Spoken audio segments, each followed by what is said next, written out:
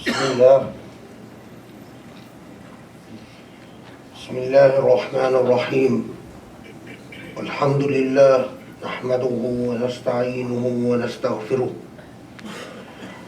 ونعوذ بالله من شرور أنفسنا ومن سيئات أعمالنا.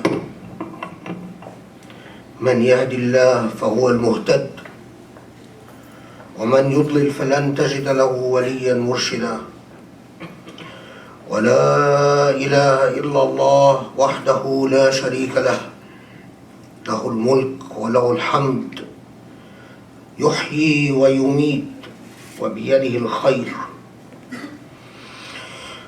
الخير وهو على كل شيء قدير. لا إله إلا أنت أستغفرك وأتوب إليك. أنت الرحمن الرحيم.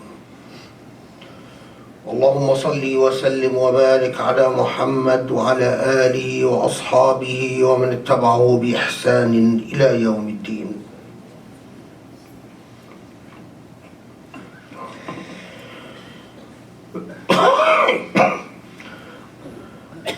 Brothers and sisters, Alhamdulillah, we thank God for the greatest blessing, the blessing of Islam, something that was gifted to us, an elevating and liberating gift that the majority of us, most of us, have not had to work hard for.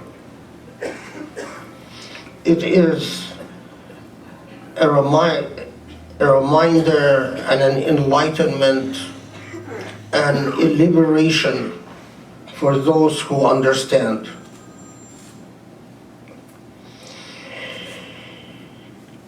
What a powerful and persistent and eternal message Islam is. Not only do you exist with a full purpose and a full meaning, but even when you have every reason to believe that you have no companionship or that you exist in a restless state or an anxious state or an uprooted state or an alienated state, the reality is that you do not. What true liberation it is, and what a powerful reminder it is, if only we can internalize and recall fully and in every sense of the message that Allah is with us wherever we go, and that even when things appear or when the physical world deludes us into thinking that we are alone, in fact we are not. أَلَمْ تَرَ أَنَّ اللَّهَ يَعْلَمُ مَا فِي السَّمَاوَاتِ وَمَا فِي الْأَرْضِ مَا يَكُونُ مِن نَجْوَى ثَلَاثَةٍ إِلَّا هُوَ رَابِعُهُمْ ولا خمسة إلا هو سادسهم ولا أدنى من ذلك ولا أكبر إلا هو معهم أينما كانوا صدق الله العظيم. Haven't you seen, as Allah says in the Qur'an, haven't you seen, don't you know that the entire heavens or earth are within God's knowledge, that God knows what is in the heavens and earth.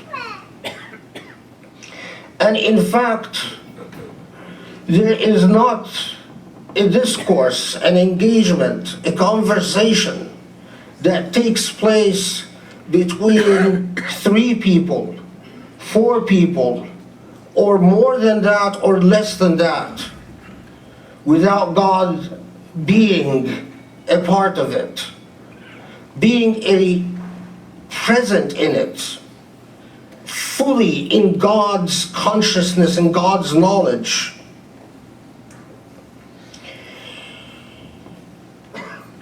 wherever they may be, and then in the hereafter, they will be held to account for whatever engagement they were in. We often hear these Quranic verses. We often recite them. But to internalize what they are actually conveying to us is nothing short of earth-shattering and moving.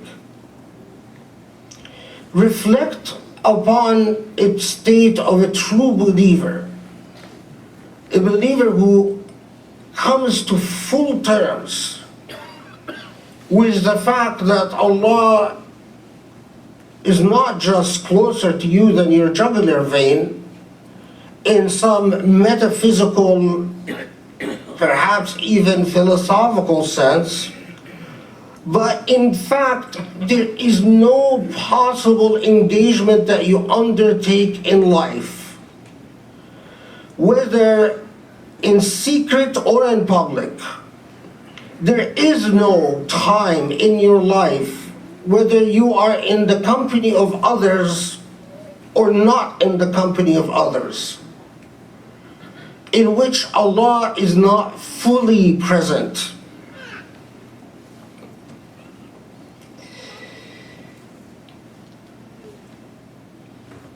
When you internalize this Iman, you wonder if it was nothing but a sense of shame and modesty. A sense of shame and modesty that prevents you from doing something that you know that your companion, your eternal companion, would be displeased with. That would be enough to prevent you from the vast majority of immoral and unethical and haram behavior that we engage in. If you imagine this, no conversation that is toxic and vile would take place, because you're always cognizant of the fact that Allah is there. Yara wa yasma, sees and hears. And that Allah is your interlocutor. Wherever you go, sitting in front of your computer alone at night, you say, Allah is here, knowing what I am doing on my computer. You wouldn't converse with someone without knowing that, remembering Allah is here. It is a transformative message for those who internalize it, embody it, live it. And it is a message that dictates and instills in you an embedded sense of modesty and refrain. Because all of us know what our secrets are, but not all of us believe that Allah shares these secrets in every intimate detail. And being fully cognizant of that is a revolution in one's soul. How many of us truly remember and embody that Allah as Allah reminds us in Surah Al-Ra'd,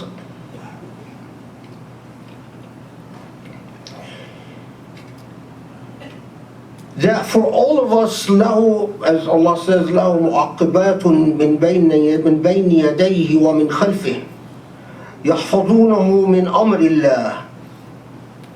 For all of us, there are guardians, unearthly, ethereal guardians. Angels is how most translators put it, that are before us and behind us wherever we go, documenting and noting and seeing and testifying to everything we say and do. It is an elementary message, but a message that we go on in life often forgetting. We often forget it when we do our business, we often forget it when we deal with our family, and we often forget it when we are by ourselves, thinking that we are hiding whatever we hide from the world. But then very quickly, as Allah reminds us that we are surrounded before us and behind us with guardians that carry out God's orders and commands, that these guardians do not interfere with our willpower and do not somehow mitigate our responsibility for ourselves. And so in the same ayah, quickly we are told, إِنَّ اللَّهَ لَا يُغَيِّرُ مَا بِقَوْمٍ حَتَّى يُغَيِّرُوا مَا بِأَنفُسِهِمْ. Allah does not change a people until they first change themselves. What is the connection? It is because Allah knows that the tendency for human beings is, as we often hear all around us in pop culture, to believe, well, I have guardian angels, and these guardian angels can somehow intercede to mitigate my own heedlessness and my own lack of responsibility or my own silliness whenever that comes. So Allah very quickly in the same ayah reminds us, no, there are angels before you and behind you, but they do not interfere with your free will as a human being, and they do not interfere with your responsibility and accountability as a human being. This is the difference between the religion and the faith of Islam that respects the human will and the human autonomy and respects you enough to say that you are responsible for your own behavior, good or bad. You are accountable for your own behavior, good and bad. But never forget that whatever you do, think of Allah's unwaverable and unalterable truth that Allah is there with you, fully present. You do nothing outside the sight of Allah. You say nothing outside the sight of Allah. So every backbite, every falsification, every little lie, every deception that you might think you get away with, every moment of weakness that you might think you have concealed from the eyes of other people, every maneuver is known fully by Allah and fully documented in the celestial world, and you will fully confront it, if not in this earth, in the hereafter. اللهم اعف عنا واغفر لنا وتب عنا وتب علينا. نسأل الله يستجب لكم.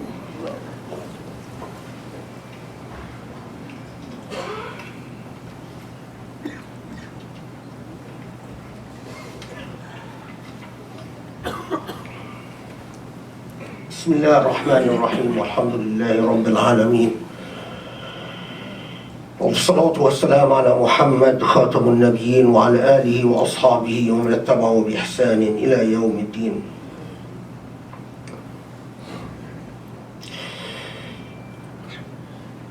There is a huge difference between those who live in oblivion, in a state of forgetting the fact that you are not on this material world without a clear compass and a clear purpose. That compass and purpose is intimately interconnected and interweaved with the world of Dhul Jalali wal Ikram, the world of the majestic and the high, Allah subhanahu wa ta'ala. There is a big difference and a clear difference between that who lives on this earth, not sure why they were created, not sure why they exist, not sure whether they get away with things or not, live in a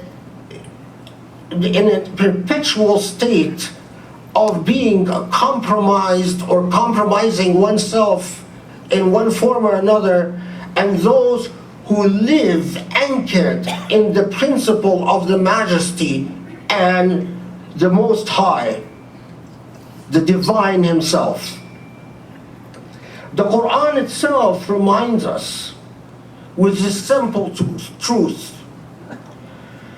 أَوَمَنْ كَانَ مَيِّتًا فَأَحْيَيْنَاهُ وَجَعَلْنَا لَهُ نُورًا يَمْشِي بِهِ فِي النَّاسِ كَمَنْ مثله في الظلمات ليس بخارج منها كذلك زين للكافرين ما كانوا يعملون. A powerful reminder is that who is dead, or dead meaning before creation in this case, and then Allah bless them, endow them with a light, and that light is what guides them in existence. Is that equal to or similar to ones who are lost in darkness, unable to disentangle themselves from that darkness?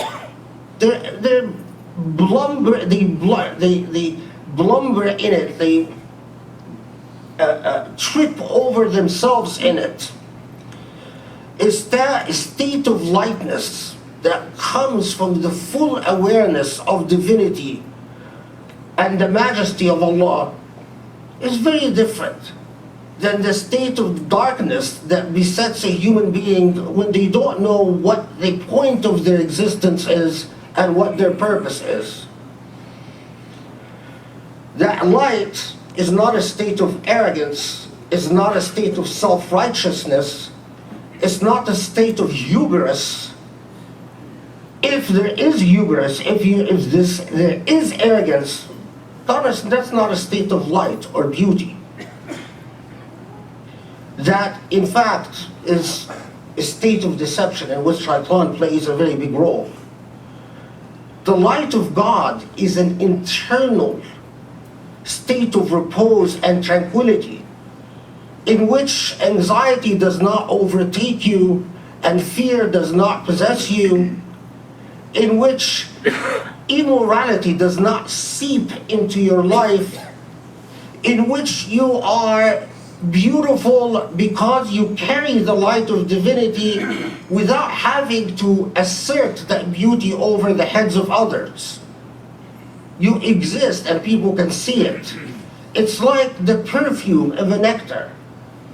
If you are truly a person of divinity, it's as if people can smell your perfume without you having to act it out or affect it in one way or another. These are simple reminders. We read them in the Qur'an all the time and we pass over them all the time. But this is the simple truth of our faith that is nothing short of a faith of liberation. We grow up in it, we take so much for granted, and we forget so much. And we forget that you cannot truly internalize that you are in Allah's full presence night and day, every minute, without it having a huge impact on the way you assert and negotiate and mediate your personality in life. It is impossible for you simply to be in a state of egoism, in a state of, well, this is the way I am, and I am the way I am because that's the way I grew up and was raised, then you are not fully conscious of the fact that you partner your existence with Allah subhanahu wa ta'ala. Because if you have such a powerful partner, nothing becomes simply the way you are because you are. Everything becomes an internal gaze, a deep look inside of yourself. In light of Allah's partnership, is Allah pleased with me? Would Allah find this satisfactory? Allahumma hadina waslih halana waghfir lana wa'fu anna wazidna ilma wa tadayyuna وَيَقِينًا. Allah forgive us, bless us, and guide us towards perfecting our Islam. Allah elevate and raise the purposes and the cause of justice in this world, and aid and support Muslims so that they are able to live to the full potential of your faith, Islam. Ya Rabbal Alameen. الله أكبر الله أكبر